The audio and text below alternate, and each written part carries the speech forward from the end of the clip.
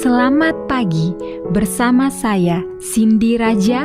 Mari kita awali pagi ini dengan semangat baru, motivasi hidup sehat dan inspirasi yang akan membawa kita lebih dekat kepada kebugaran fisik, mental dan spiritual. Perubahan kecil dalam hidup kita hari ini bisa menjadi langkah besar menuju umur panjang yang penuh kebahagiaan.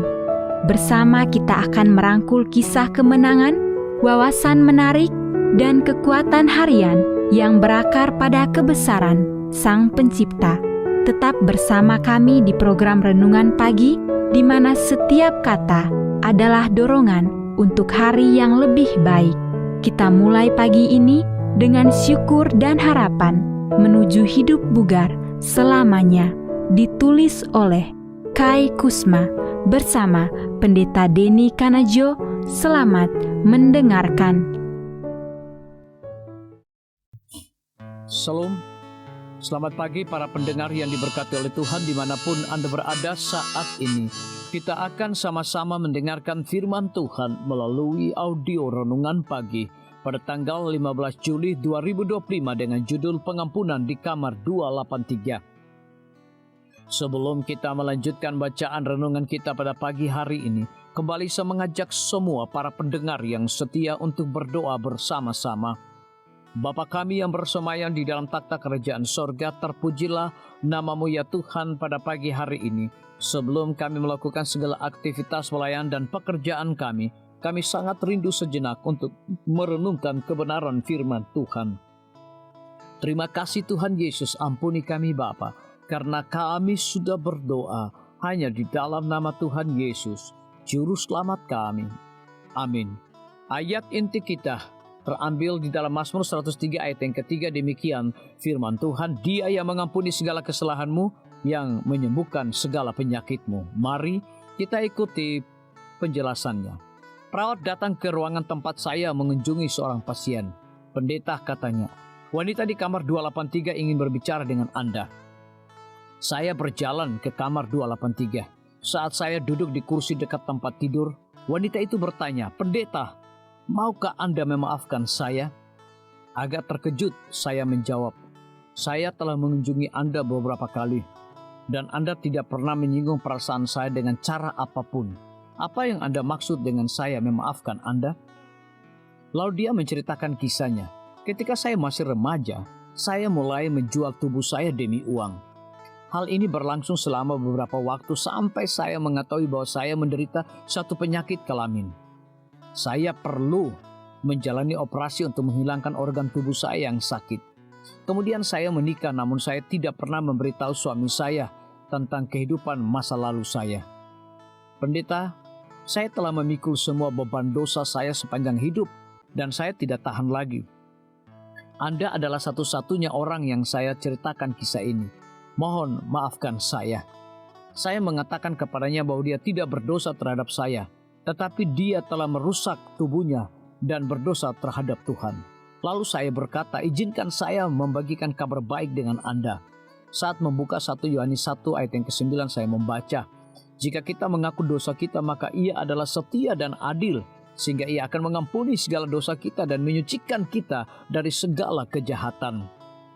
Bagaimana saya mengaku? Dia bertanya. Kita hanya berdoa kepada Tuhan dan meminta pengampunan. Dia berkata, maukah Anda berdoa? Meminta Tuhan mengampuni saya? Saya tidak tahu caranya berdoa.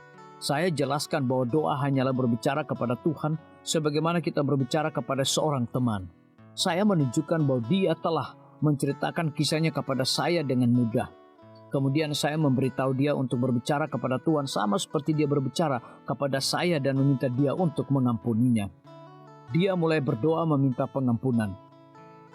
Dalam hampir 50 tahun pelayanan saya belum pernah mendengar doa seperti doanya. Itu sangat menyentuh sehingga saya menangis.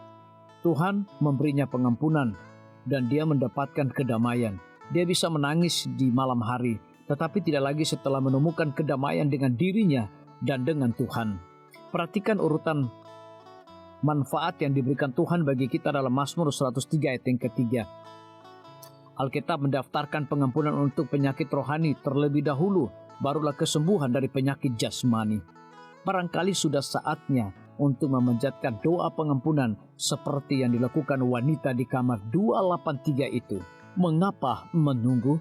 Biarlah bacaan renungan kita saat ini akan menjadi berkat bagi kita semua. Kembali saya mengajak semua para pendengar yang setia untuk berdoa bersama-sama. Bapa kami yang bersemayam di dalam takhta kerajaan sorga, terima kasih Tuhan Yesus, oleh karena firman-Mu pada pagi hari ini memberikan berkat dan kekuatan rohani bagi masing-masing kami. Pada saat ini hamba berdoa untuk pemerintah kami. Tuhan memberkati Bapak Presiden bersama dengan wakil, para menteri dan seluruh stafnya, Bapak Gubernur bersama dengan wakil, Bapak Bupati bersama dengan wakil, Bapak Wali Kota bersama dengan wakil, camat dan seluruh stafnya, kepala desa, lurah, RT, RW, dimanapun mereka berada saat ini. Kiranya Tuhan lindungi mereka, pelihara mereka, curahkan hikmat dan pengetahuan sorga kepada masing-masing mereka, agar mereka dapat menjalankan roda pemerintahan boleh sesuai dengan amanah dan titah daripada Tuhan sendiri. Pada pagi hari ini kami juga berdoa untuk para tim medis. Tuhan berkati dokter, perawat, bidan, farmasi, nutrisionis.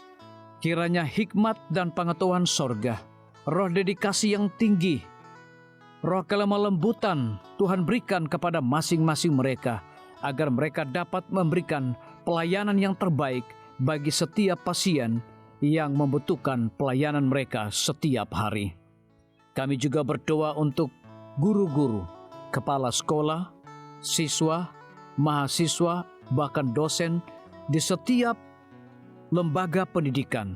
Kiranya hikmat dan pengetahuan sorga Tuhan berikan kepada masing-masing mereka, agar mereka dapat mendidik setiap anak-anak untuk memiliki karakter Yesus Kristus.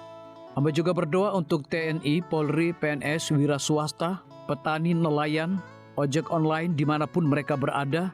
Kiranya berkat dan sukacita sorga Tuhan juga berikan kepada masing-masing mereka, agar mereka juga menjadi saluran berkat bagi sesama manusia. Para pendengar yang setia yang berulang tahun saat ini dimanapun mereka berada, biarlah dengan bertambahnya usia, mereka semakin hidup bersyukur dan berterima kasih kepada Tuhan setiap saat. Yang berada di dalam kebimbangan, ketidakpastian hidup, Tuhan berikan iman yang teguh dan pengharapan, agar mereka tetap percaya akan janji Tuhan setiap hari. Terima kasih Tuhan Yesus, dengarlah segala doa dan permohonan kami Bapa, dan mau mengampuni segala dosa kami, karena kami sudah berdoa hanya di dalam nama Tuhan Yesus, Juru Selamat kami. Amin. Demikian firman Tuhan yang telah kita dengarkan. Semoga hari ini menjadi berkat bagi kita semua. Sampai jumpa, Tuhan memberkati.